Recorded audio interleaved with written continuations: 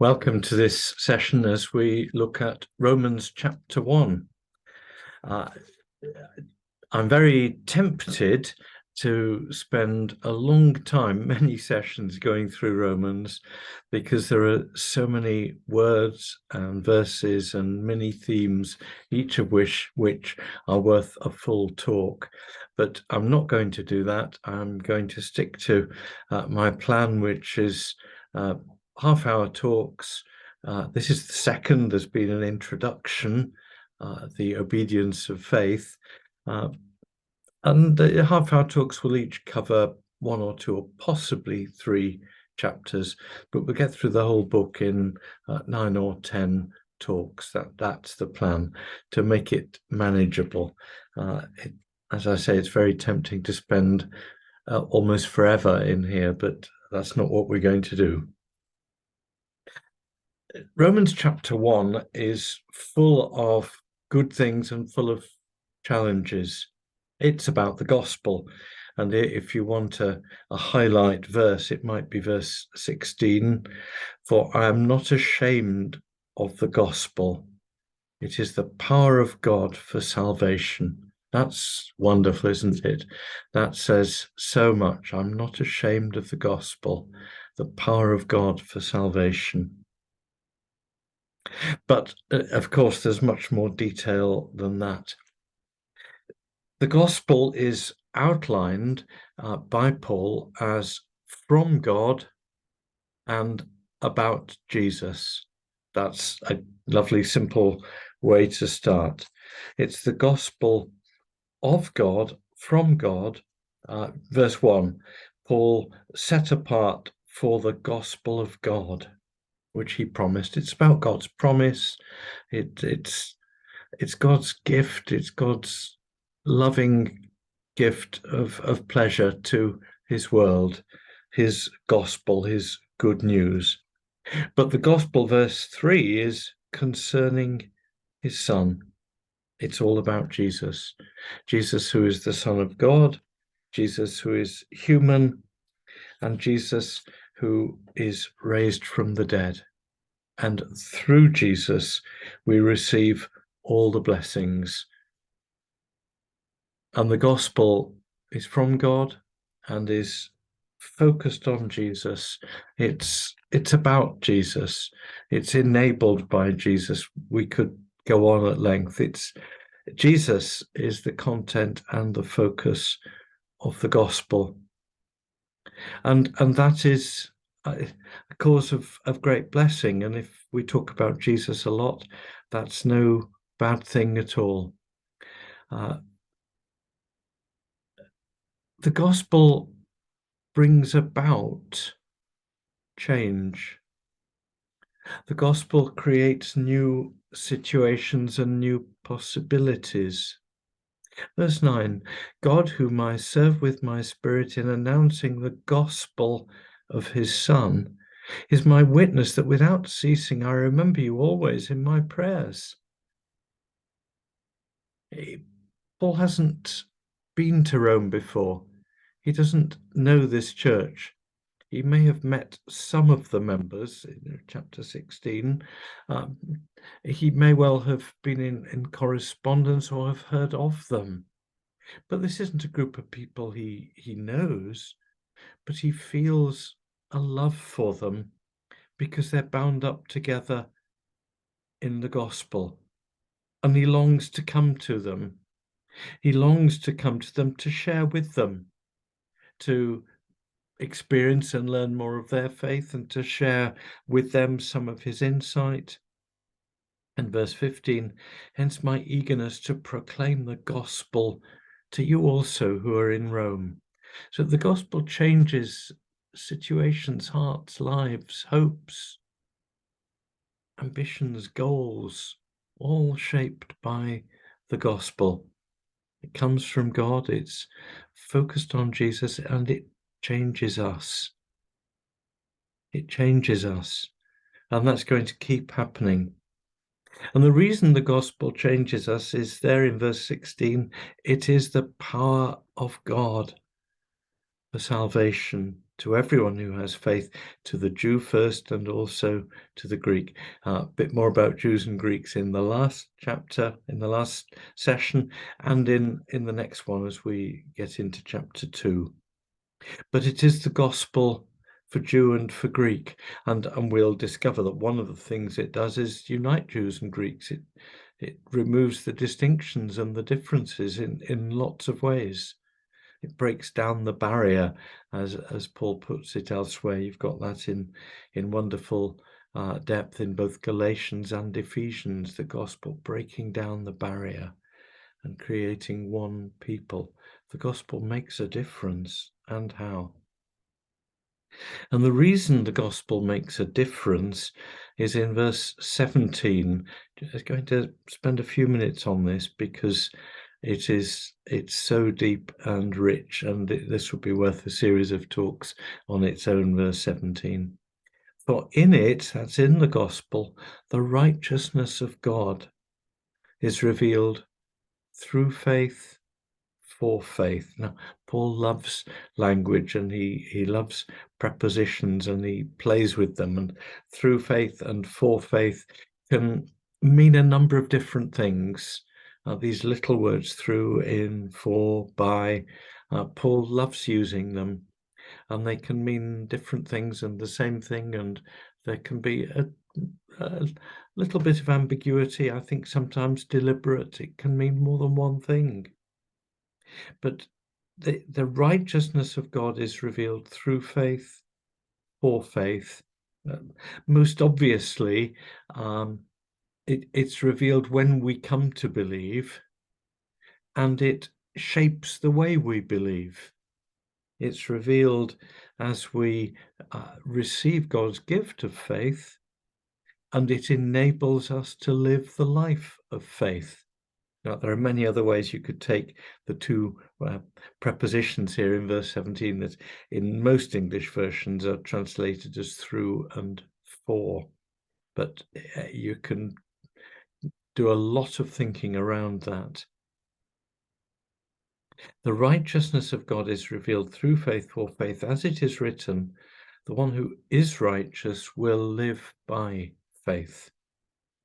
Now, this word righteousness and righteousness is so deep and meaningful. We need to get a grip on it because it's used in a variety of ways, and a misunderstanding of that can actually lead to quite a serious distortion of the gospel. And there are trends and strands within Christianity who say the righteousness of God is two things. It's God's righteousness, perfection, holiness, and it's the righteousness that we are called to live. And we become more like God as we become more righteous. And if we learn to live in righteousness, we please God. And that is the whole gospel of salvation by works. And it isn't a gospel because it doesn't work. It doesn't do the critical thing, which is putting us right with God. It just gives us an impossible task. A maths test where the pass mark is 105 out of 100. Now, if you're very good at maths, you might get 100 in your maths test, but you won't get 105. It's just impossible. It's ridiculous. It's answering the questions that they didn't ask, and so on. And if you treat righteousness as that which we have to achieve in order to be right with God, that which we have to achieve in order to be saved, go to heaven, then we failed before we begin. And righteousness of that sort leads to despair. And how do you deal with it? And there are ways people and churches have dealt with it in terms of having to perform various acts to get you right with God, acts of penance, acts of pilgrimage, all sorts of things, confession to a priest and hearing words of forgiveness again and again. Now, those things can have value, but they will never ultimately make you righteous. because you're not and I'm not. And that's the real conundrum and problem of chapter 7 in particular, which of course we'll get to. So this idea of righteousness as a twofold thing isn't what Paul is teaching. The twofold thing is God's righteousness and the righteousness we might attain. Now, there's no good news in that, because God's righteousness, the standard of perfection, is way above. It's not 105%, it's 5,000%. It's way above anything we could reach. So seeing righteousness as God's righteousness and our attempt to be righteous is just a counsel of despair. And it leads to a religion full of guilt, because we can't do it. Now, the righteousness Paul is talking about here in chapter 1, verse 17, and which is explained further later on in the gospel, in the letter, but we'll touch on it now. The righteousness revealed through faith, for faith. It's a threefold righteousness, not a twofold one. Yes, it begins with God as righteous and perfect and utterly beyond us in any way we could even think of measuring.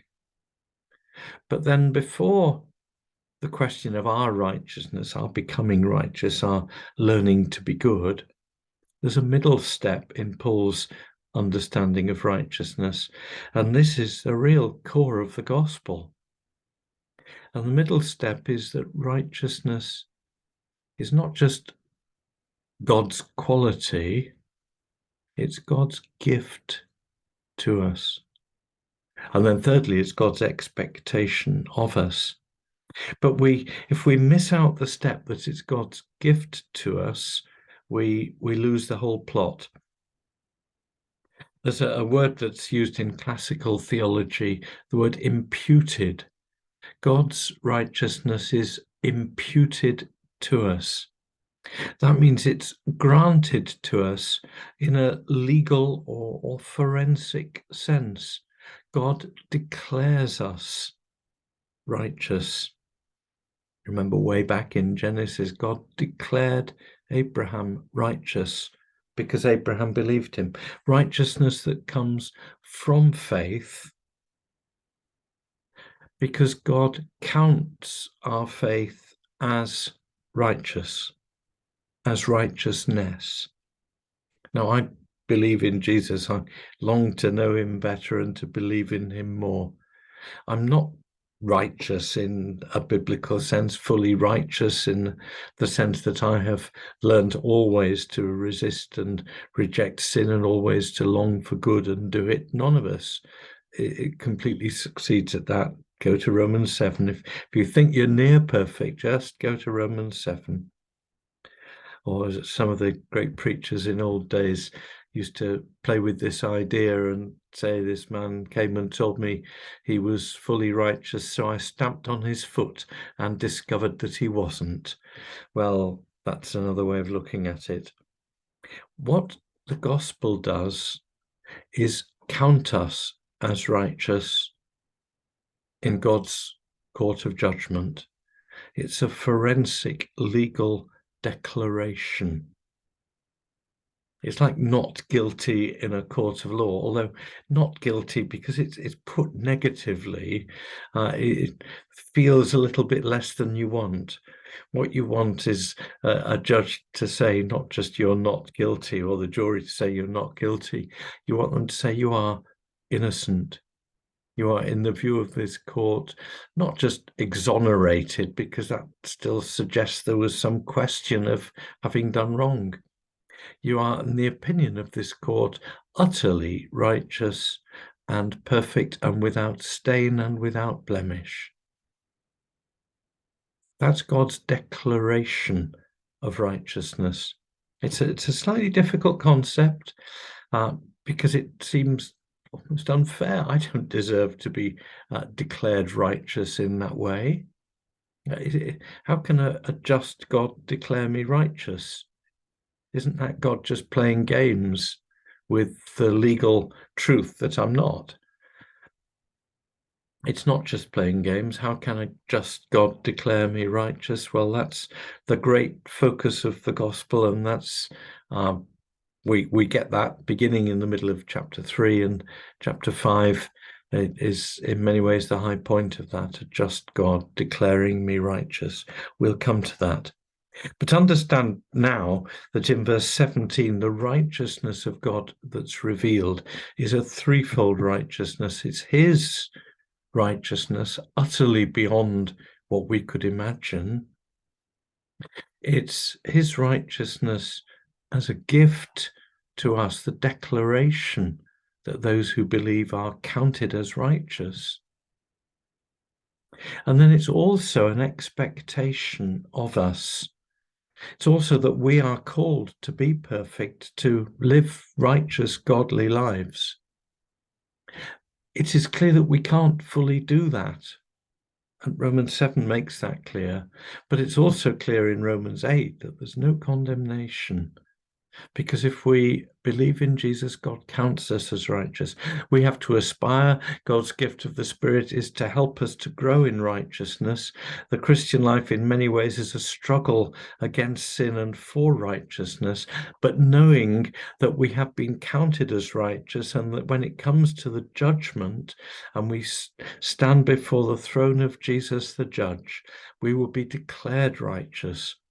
We will have spent our whole Christian lives longing to be righteous more and more, and sometimes achieving bits of it, and sometimes falling back again.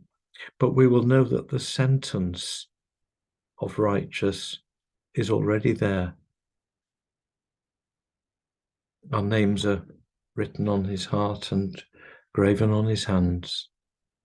We are declared righteous, and that's the heart of this gospel. And it's wonderful, and we're not going to lose it. And so, verse 17, the one who is righteous will live by faith. By faith, we'll have all that's needed for life. We'll have hope. We'll have joy. We'll have energy to live for God. We'll have the hope, the knowledge, the assurance that he loves us and won't let us go. We'll have the challenge of sharing that gospel with others and the challenge of living up to it. But living by faith means we know what the outcome will be, that we will share with Christ in the glory of resurrection and the glory of his perfect forever kingdom. So, chapter 1, the gospel is from God. The gospel is focused on Jesus. It's all about Jesus. And of course, we will discover later on that the reason God can declare us righteous is because of the death of Jesus. Paul has chapter 1 early on focused on the resurrection of Jesus. Jesus is alive. That's actually the starting point of the gospel.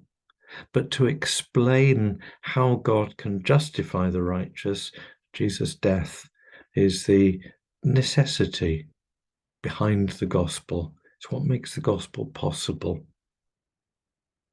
So the gospel is from God. It's about Jesus, and there's more and more to say on that. It makes a difference. And it makes a difference because it is the power of God.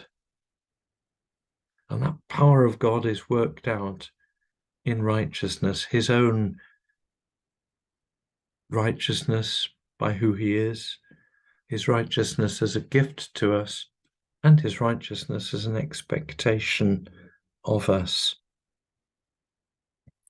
But the gospel from God about Jesus making a difference is also, and this is the difficult second half of Romans 1, which people do their best to avoid as preachers and writers and so on. The difficult part is that the gospel is necessary because we are sinners. And how?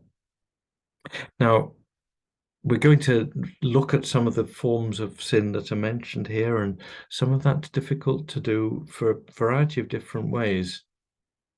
But please note that these sins as listed aren't the problem in themselves at all. They are actually more part of the judgment. The sin that's listed is refusal to acknowledge God as God. That's the problem. Verse 18, the wrath of God is revealed from heaven. It's the wrath of God that makes the gospel necessary. The wrath of God is revealed from heaven against all ungodliness and wickedness of those who by their wickedness suppress the truth. For what can be known about God is plain to them, because God has shown it to them. Ever since the creation of the world, his eternal power and divine nature, invisible though they are, have been understood and seen through the things he's made. So they're without excuse. For though they knew God, they did not honor him as God or give thanks to him, but they became futile in their thinking. Their senseless minds were darkened. Claiming to be wise, they became fools. They exchanged the glory of the immortal God for images resembling a mortal human being or birds or four-footed animals or reptiles. They didn't acknowledge God. They fell into idolatry or just cleverness. They thought they knew better. They rejected God, the one God, the creator of all, whom we ought to recognize and acknowledge and fall down before, because we see in creation the signs that there is a God. And by wickedness and ungodliness, humankind suppresses the truth. It suppresses the truth about God. It finds different ways, idols, whether a physical one or mental ones, different ways of living, putting self first, not God, simply rejecting that there is a God, thinking we know better, thinking we can make our own gods, whether the form of idols or ideologies.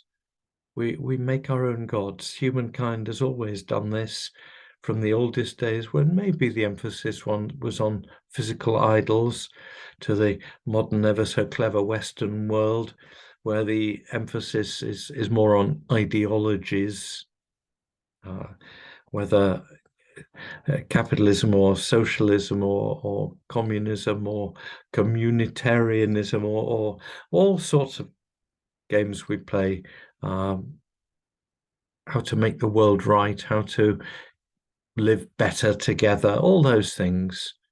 Some of them seemingly good and some desperately, evidently wicked. But those are the things that drive people. What's good? How do we live well? How should society be established? How should community work? If you don't put God at the center, you've lost the plot and you've started going into idolatry. And it's suppressing the knowledge of God that is the ultimate rebellion. And that's why we need the gospel, because we've all, ever so often and ever so easily, put other things before God. And the three ancient Roman gods, coming from Greek ideas, but summing up the way people understood power in many ways in the ancient world, are still alive and active today. They had different names in Greek and in Latin, but the gods of money and sex and war were powerful in ancient classical thinking, as they are ever so powerful today. And those are gods, whether you actually bow down and worship Mammon or Venus or Mars or any such nonsense, or whether you simply let those things get control of your life. That's idolatry too. And we have suppressed the truth of God. Humankind, Jew and Gentile alike, have suppressed the truth of God for idols of one sort or another. Therefore the gospel is necessary, but therefore horror We're under God's judgment. Verse 18, the wrath of God is revealed from heaven. Now, that's one of the reasons Romans isn't a particularly popular book very often. The wrath of God. The problem with this world, the problem with this world is not pollution or environmentalism or war or the threat of war or poverty or famine or standards of living or racism or any of these other things, which are hugely important problems. They are massive problems. They're the problems of politics and of living together. They are enormous problems, but they're symptoms. They're symptoms of the real problem. Any doctor knows that you may discover a disease by the symptoms, but the symptoms in themselves aren't the real problem. The real problem is the disease. You may need to do something to treat some of the symptoms, but it's the disease that you want to treat and, if possible, cure, or at least identify and live with, and so on. The symptoms are only the symptoms, serious though they may be. And these problems that we keep talking about as the biggest problem in the world today, they're symptoms. The problem is the wrath of God. The problem is God's judgment and anger and hatred of sin and rebellion and hatred of our idolatry and hatred of our repressing the knowledge of God and hatred of our not putting him first. God's wrath is the problem, and the gospel is the solution. And it's as simple as that. And God's wrath is shown in, well, a horrid but very true and difficult little phrase 3 times in the last half of this chapter. He gave them up. Verse 24, therefore God gave them up in the lusts of their heart to impurity. Verse 26, God gave them up to degrading passions. Verse 28, since they did not see fit to acknowledge God, God gave them up to a debased mind. Now, we can talk about the particular details that sin is worked out and is described in these verses, and they're important and they're true, and sometimes they are controversial or can seem so, and we need to do a great deal of thinking and praying and getting this right. And there's a lot of work to be done by Christians on these verses, but we can't take away the big picture meaning of Romans chapter 1, and we only do so at our peril. There is a gospel. There is good news. It comes from God. It's about Jesus. It makes a difference. It can transform us totally, and it can save us from the big problem, the wrath of God. And the wrath of God is a real problem, and we can see it working out. Some people might argue that God gave them up 3 times is a sort of permissive thing. Well, God shrugged his shoulders and said, all right, if they want to behave like that, so be it. It's not that there may be an element of sense in that, but it's more than that. And the word, the wrath of God, should give us a clue that it's more than that. It's not just permissive, it's punitive, it's punishment. God has given us up to, in reverse order, the order doesn't matter, debased minds, degraded passions, impurity. God has given us up to those things, not just shrugging his shoulders and saying, all right, up to them, but as punishment. You choose to reject me, you will live in squalor. You choose to reject me, you will live with degraded minds. You won't even be able to think straight. You won't know what's right and wrong. Your lives will be full of wickedness and evil and covetousness and malice and envy and murder and strife and deceit and craftiness. You'll be gossips, slanderers, God-haters, insolent, haughty, boastful, inventors of evil, rebellious towards parents, foolish, faithless, heartless, ruthless. Wow, wow, wow. It's a good description of humankind. And that's not because that's what we're like. It's the state into which God has placed us. This is punishment for rebellion against God. It's not just God shrugging his shoulders and saying, okay, let's see what rebellion looks like. It's God saying, all right, you've chosen rebellion. I now consign you to that state. You're in rebellion against me. My wrath is over you. That's why we need the gospel. Amen.